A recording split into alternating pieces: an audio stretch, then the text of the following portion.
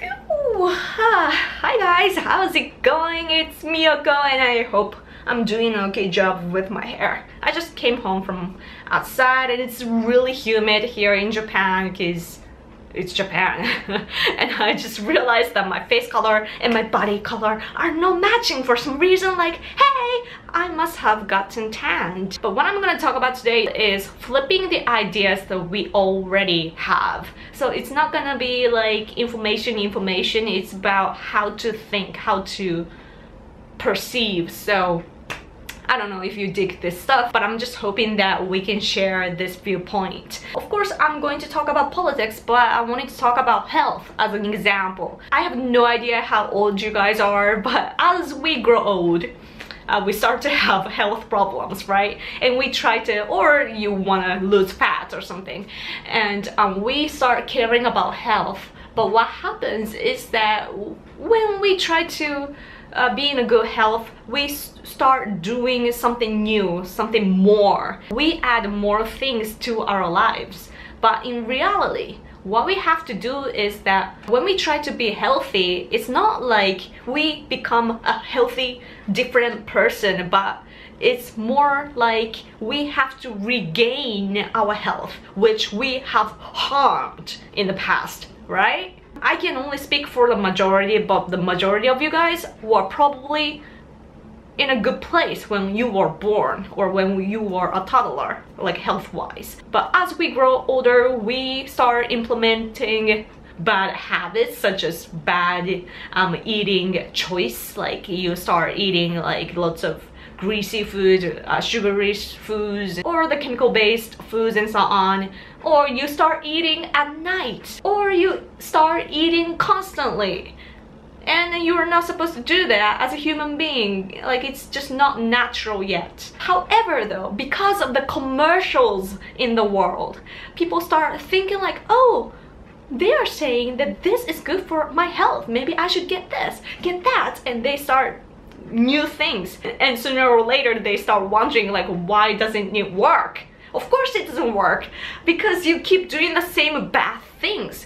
Those things are what you need to get rid of, right? But people don't do that and just keep believing in the myth of how they solve the issues. So the point that I'm trying to make here is that we are all gifted when we are born, but somehow we lose it or harm it and that sort of things. So what we need to do is to get rid of all the things that are blocking our happiness or our health or whatever that we want in our life. With this mindset, I look at politics, and here's what I think about. So what I think that we need to get rid of politically is the divisions and conflicts. I feel that we are all blindly dragged into the conflict and conspiracy and so on by certain type of power. So I will introduce 3 examples. First example is Muslims.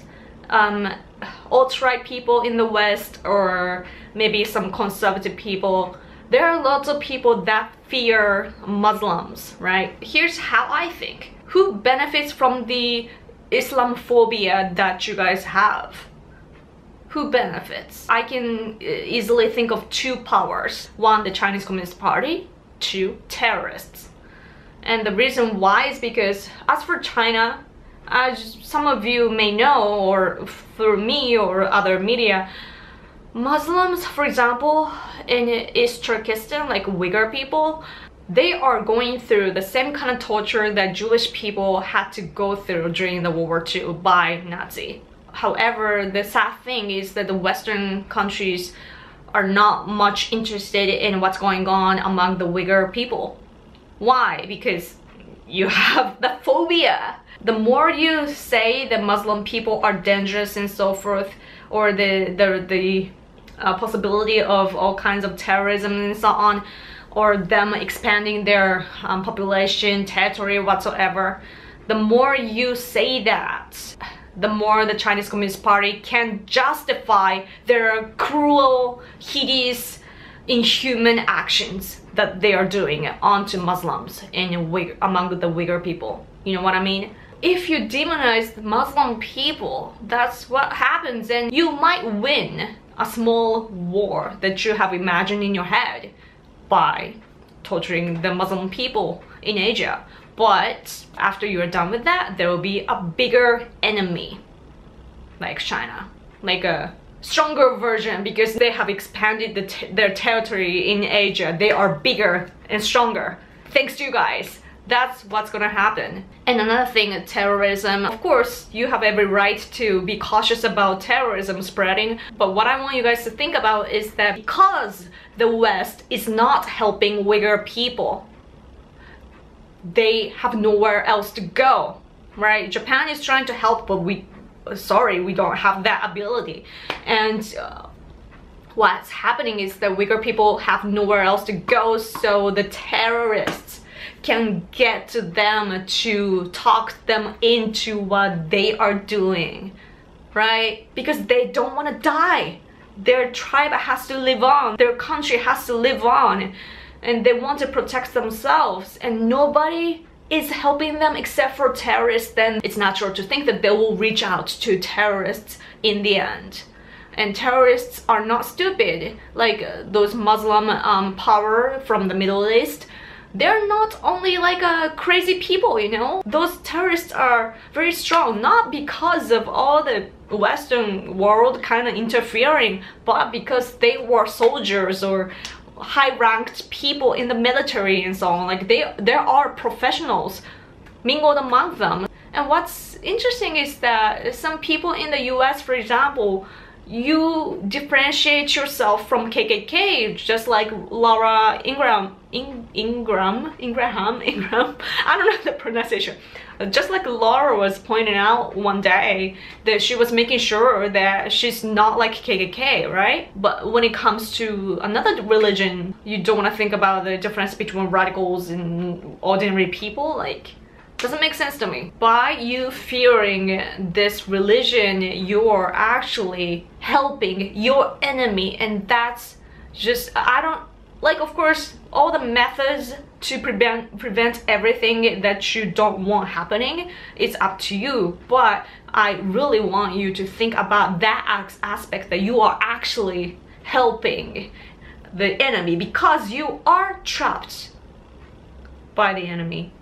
Another thing, Jewish conspiracy. A lot of my viewers too, I really hate to bring this up, and of course it's not like I want you guys to change your mind because I tell you to do so. Like, I'm not a dictator, and you have the right to believe in whatever you want to believe in, and I'm not here to bash you. But what I think is that Jewish conspiracy, it was first helping Russia, and soon it was helping Germany. And today, who benefits from that? Actually, I have to think about it, but what comes up to my mind is China. Because I look at the US from Japan, and how I see the US is that the alt-right or conservative people are bashing Jewish people, like Jewish liberals, instead of just simply plain liberals. Some of you like to put the word Jewish, right? But how I see that is that you are attacking your own citizens. The Jewish thing is the same as, you know, the division between left and right. When you attack people inside of America, one nation, who benefits from that? Those who are thinking of you as an enemy, such as Russia or China or even North Korea. Those countries benefit from fighting inside of your own country. So, of course, same for my country. There are lots of conflicts, man, in my country, even among conservatives. We can't even unite, even though leftists are very good at uniting regardless of their small differences in their thoughts. It's kind of like, I don't know, we are very perfectionist, and we like to have the exact same idea for some reason, and people start fighting. I graduated from that, but people here love to do that.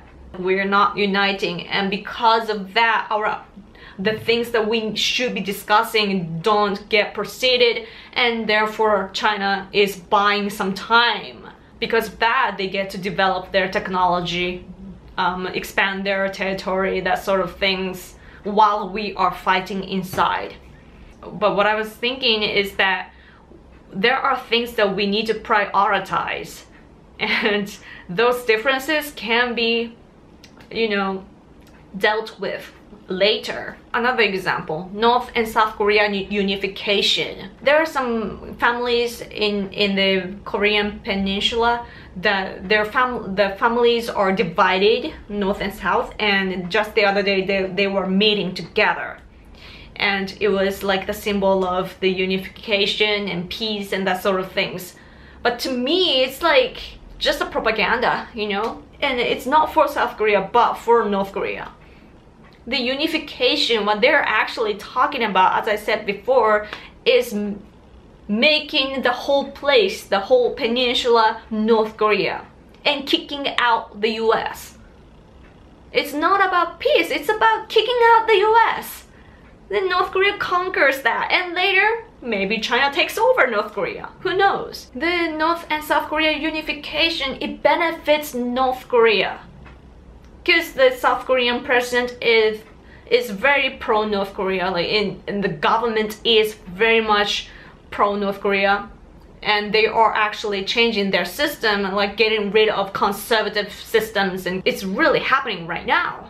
And they also talk about denuclearizing. They don't talk about getting rid of nukes in North Korea, but the peninsula, meaning the US military in South Korea. So it benefits China. Of course, China wants to help the idea of kicking out the US so that they can expand their territory and also, you know, fight with America in the end. So what I was feeling lately is, especially because I'm very much influenced by spirituality and self-development and so on, I was just thinking to myself, like, we are taught to feel powerless, right? America, look at you Americans, your country is huge, like huge, like by far. China is expanding and so on, but the US is big and strong. But the media and your enemies like Russia, China, North Korea, that sort of countries, they make you feel like you are smaller and smaller than you really are. And they make those countries seem bigger than they really are, and that you are powerless and you're gonna be invaded and so on. Of course, they are thinking about it, like they are so ambitious and so on, but what I'm trying to say is that there is the fears. The world is fear-based. As I said in the beginning, I was talking about health in the beginning, but just look at health. All the healthy stuff, healthy foods, healthy gears, and so on, like healthy lifestyle. It's really amazing that you want to be healthy and so on, and you should go for it. I'm going for it. But the problem is that some companies love to sell their merchandise by agitating fear, like if you don't eat this, if you don't live like this, you're gonna die or something like that, you know? But in reality, we are very smart and powerful. We just need to calm down that we are fighting information war before the actual war. I mean, the part of the actual wars that we are having is information war, and we are in the middle of information war, but you know what I mean. I hope you understand what I'm trying to say. We really need to flip our ideas to think about who we are benefiting, you know, the media, our enemy, and so on. Oh man, I wanted to talk more, but anyway, I have to cut because I have to go, okay? Thank you so much for watching and for understanding, and special thanks to my patrons who support my channel. If you want to be part of my Patreon community, link is written below, so check it out. So I'm gonna go, so have a great day guys. I'll talk to you later. Bye.